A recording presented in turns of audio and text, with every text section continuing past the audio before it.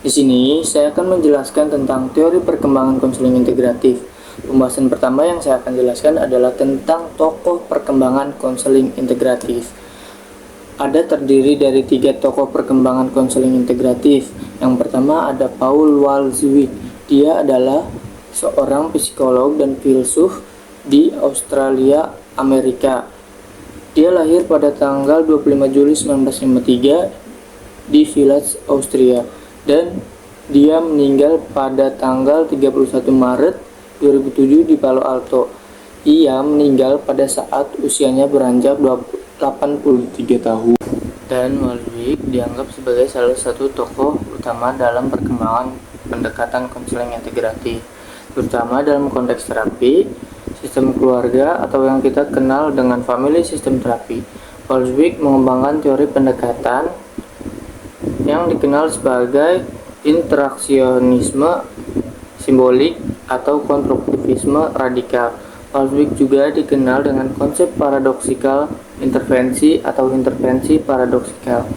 Dia menempuh pendidikan di Universitas Venezia, Italia, lalu pindah ke Amerika pada tahun 1949. Ia bergabung dengan Mental Research Institute (MRI) di Palo Alto, California. Kontribusi utama Walswijk ialah mengintegrasikan berbagai perspektif teoritis termasuk teori sistem, konstruktivisme, dan komunikasi untuk memahami dinamika keluarga dan masalah yang dihadapi individu dalam konteks keluarga. Tokoh pengembangan teori integratif yang kedua ada John Krishna-Cross. John Krishna-Cross adalah seorang psikolog klinis dan profesor di Universitas Scranton, Pennsylvania.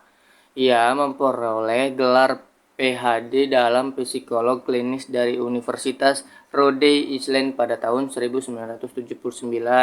Setelah itu, ia menjadi staf pengajar di Universitas Scranton dan mendirikan pusat penelitian integrasi terapeutik pada tahun 1995. Cross lahir pada tahun 1952 di New Jersey, Amerika Serikat. Cross dikenal dengan karyanya dalam mengidentifikasi dan mengintegrasikan berbagai pendekatan konseling yang efektif. Cross juga dikenal dengan konsep eklektisisme berbasis bukti. Tokoh pengembangan yang terakhir yaitu ada Michael J. Lambert. Michael J. Lambert adalah seorang psikolog klinis profesor di Universitas Brigham Young, Utah. Ia memperoleh gelar PhD dalam psikolog klinis dari Universitas Negeri Ohio pada tahun 1974. Setelah itu ia menjadi staf pengajar di Universitas Brigham Young dan mendirikan pusat penelitian hasil konseling. Pada tahun 1994, Lambert juga dikenal dengan konsep faktor umum dalam konseling yang mencakup aspek-aspek seperti hubungan terapeutik, harapan, dan teknik-teknik spesifik yang terbukti efektif dari berbagai pendekatan konseling. Materi selanjutnya adalah ada hakikat manusia. Teori multimodal dari Lazarus, manusia sebagai makhluk yang kompleks dan unik. Setiap individu memiliki dimensi, perilaku, emosi, sensasi, imajinasi, kognisi, hubungan interpersonal, dan kesehatan fisik yang semuanya harus diperhatikan dalam konseling. Yang kedua ada konseling perkembangan dari Ivey, mengasumsikan bahwa manusia memiliki perspektif yang harus terus berkembang. Yang ketiga ada konseling perilaku psikodinamik integratif dari Watsel. Pengalaman masa kanak-kanak sangat mempengaruhi perilaku dan sikap saat ia dewasa. Yang keempat ada model konseling TFA, thinking, feeling, acting. Pikiran, perasaan, dan tindakan adalah 3 dimensi utama dalam perilaku manusia. Yang kelima ada konseling multikultural. Perilaku manusia dipengaruhi oleh interaksi berbagai budaya. Yang terakhir ada model tahapan perubahan. Manusia berubah melalui tahapan yang dapat diprediksi dan setiap tahap membutuhkan intervensi yang berbeda. Materi selanjutnya yaitu konsep dasar konseling integratif. Konsep dasar konseling integratif adalah pendekatan yang mengintegrasikan berbagai teori dan teknik dari beberapa pendekatan konseling untuk mencapai tujuan yang lebih efektif dan sesuai dengan kebutuhan klien. Pendekatan ini tidak terpaku pada satu teori, melainkan mengombinasikan berbagai strategi dari berbagai pendekatan konseling. Tujuannya adalah untuk memanfaatkan keunggulan masing-masing pendekatan ini, sehingga memberikan solusi yang lebih komprehensif dan holistik bagi klien. Pendekatan ini menekankan kolaborasi antara konselor dan klien, di mana keduanya bekerja sama untuk mengidentifikasi masalah, menetapkan tujuan, dan memilih intervensi yang paling tepat. Konseling integratif juga mempertimbangkan faktor-faktor individual, keluarga, dan lingkungan yang dapat mempengaruhi masalah dan perubahan konseling, sehingga intervensi dapat disesuaikan dengan konteks dan kebutuhan spesifik klien. Materi selanjutnya yaitu ada asumsi pribadi sehat dan tidak sehat. Asumsi pribadi sehat yang pertama ada individu merasa dirinya berharga. Yang kedua ada individu mampu belajar dan berkembang. Yang ketiga individu merasa bahwa dia berhak bahagia. Yang keempat ada individu merasa memiliki kendali atas hidupnya. Yang kelima ada individu dapat berhubungan dengan orang lain secara bermakna. Selanjutnya ada asumsi pribadi tidak sehat. Yang pertama ada individu tidak merasa berharga. Yang kedua ada individu tidak mampu belajar dan berkembang. Yang ketiga ada individu merasa dirinya tidak berhak bahagia. Yang keempat ada individu tidak memiliki kendali atas hidupnya. Yang kelima ada individu tidak dapat berhubungan dengan orang lain secara bermakna. Materi selanjutnya yaitu tujuan konseling.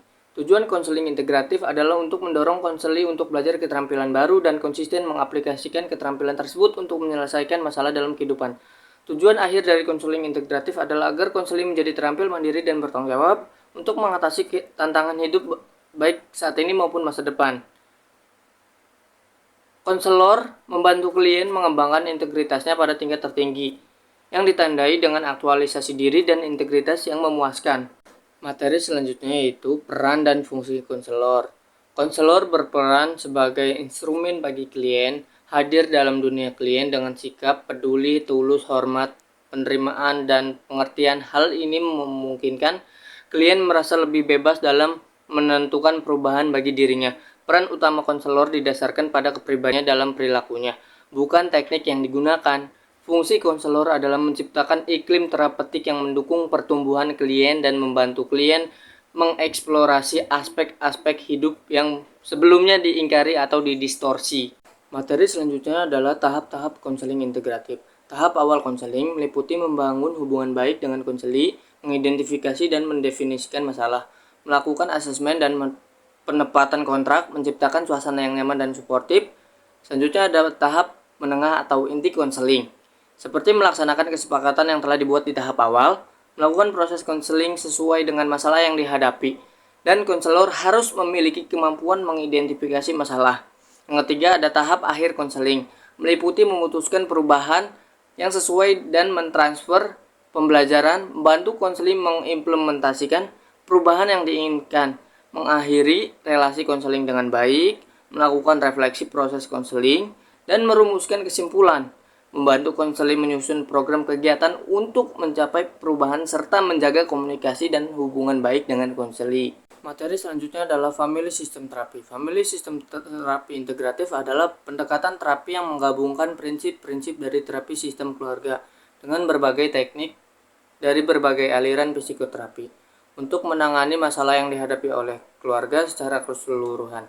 Tujuan utama dari pendekatan ini adalah untuk memahami dan memperbaiki dinamika keluarga serta meningkatkan fungsi dan kesejahteraan individu dalam konteks keluarga. Selanjutnya ada teknik spesifik family system terapi yang digunakan adalah yang pertama reframing, yang kedua ada sirkuit ganda, yang ketiga ada permainan peran, yang keempat ada intervensi struktural. Baik, materi selanjutnya saya akan menjelaskan motivational interviewing. Motivational interviewing teknik didefinisikan oleh Miller dan Rolnick sebagai proses untuk membantu klien dalam mengembangkan motivasi intrinsik dan merubah dan mencapai tujuan konseling. Teknik Miller terdapat 3 komponen, yaitu kolaborasi, yaitu kerjasama antara konselor dengan konseli untuk mengeksplorasi motivasi dengan cara suportif. Yang kedua ada evokasi, yaitu melibatkan konselor profesional memperpanjang motivasi klien. Yang ketiga ada autonomi, yaitu meletakkan tanggung jawab untuk berubah pada klien dan menghormati kehendak bebas. Baik, materi selanjutnya yang akan saya jelaskan adalah integrasi family system terapi dan motivational interviewing. 3 konselor dapat mengintegrasikan family system terapi dan motivational interviewing. Yang satu ada mempertimbangkan faktor keluarga dan individu. Konselor dapat membantu klien mengatasi masalah secara holistik baik dari perspektif individu maupun keluarga. Yang kedua ada meningkatkan motivasi dan keterlibatan klien. Yang ketiga ada memfasilitasi perubahan perilaku. Dapat memfasilitasi perubahan perilaku yang lebih efektif. Proses integrasi family system terapi dan motivational interviewing. Yang pertama ada menggunakan teknik dari kedua pendekatan secara bergantian. Yang kedua ada memadukan konsep dan teknik. Yang ketiga ada menggunakan pendekatan secara berurutan. Materi selanjutnya adalah kelebihan dan kelemahan. Kelebihan yang pertama yaitu berfokus pada solusi. Yang kedua ada berfokus pada treatment yang spesifik dan jelas. Yang ketiga ada penggunaan waktu yang efektif. Yang keempat ada berorientasi pada waktu sekarang. Yang kelima ada bersifat fleksibel dan praktis saat menggunakan teknik intervensi. Selanjutnya ada kelemahan. Yang pertama ada kurangnya perhatian pada riwayat konseli. Yang kedua ada minimnya fokus pada pencerahan. Yang ketiga ada ketidaklengkapan penyelesaian masalah. Keempat ada tuntutan keterampilan bahasa bagi konselor dan konseli. Yang kelima ada keterbatasan teknik-teknik keterampilan berpikir. Bisa saya simpulkan pada materi hari ini, konseling integratif adalah pendekatan yang efektif dan berfokus pada klien, memberikan solusi yang disesuaikan dan komprehensif untuk masalah yang kompleks dengan menggabungkan berbagai teknik dari berbagai aliran psikoterapi.